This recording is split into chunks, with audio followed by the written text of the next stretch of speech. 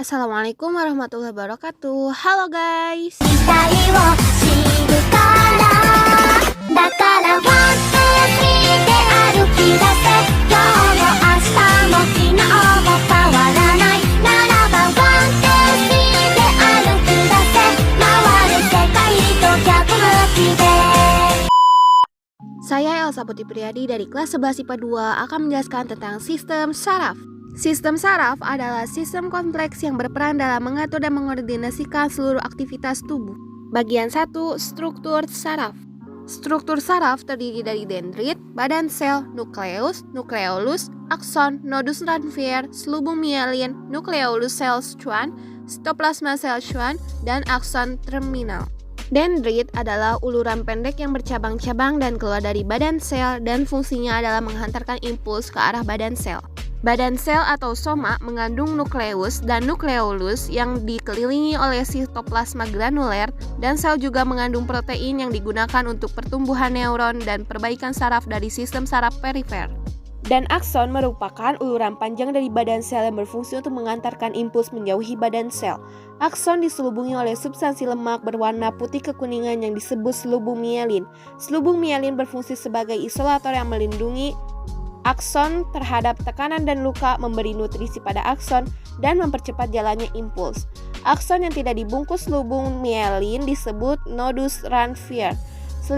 Selubung mielin pada sistem saraf perifer dibentuk dari sel Schwann. Bagian 2, jenis sel saraf. Neuron sensorik merupakan neuron yang badan selnya bergerombol membentuk ganglia. Aksonnya pendek tetapi dendritnya panjang. Neuron sensorik berhubungan dengan alat indera untuk menerima rangsangan. Sel saraf ini berfungsi menghantarkan impuls saraf dari alat indera menuju ke otak atau sumsum tulang belakang, sehingga sering disebut sebagai neuron indera. Dan neuron motorik merupakan neuron yang memiliki dendrit pendek dan akson panjang. Fungsinya membawa impuls dari otak atau sumsum tulang belakang menuju ke otot atau kelenjar tubuh dan sering disebut sebagai neuron penggerak. Dan yang terakhir, mekanisme sinapsis. Sinapsis adalah sambungan antara neuron yang satu dengan neuron yang lain. Pada saat impuls melintasi sinaps, impuls dapat dijalarkan atau dihambat. Pada sinapsis terdapat celah yang dikenal sebagai celah sinaps. Neuron yang terletak sebelum sinaps disebut dengan neuron prasinaps dan setelah sinaps disebut sebagai pasca sinaps. Penjalaran impuls melintasi sinaps berlangsung searah, yaitu dari neuron prasinaps ke neuron pasca sinaps, dan melibatkan neurotransmitter atau zat kimia penghantar impuls. Neurotransmitter diproduksi oleh neuron prasinaps dan disimpan di dalam vesikel. Bila suatu impuls tiba di bongkol sinaps, ada sejumlah kecil ion kalsium masuk ke dalam bongkol sinaps, sehingga vesikel-vesikel bergerak menuju ke membran prasinaps. Vesikel kemudian melepaskan neurotransmitter.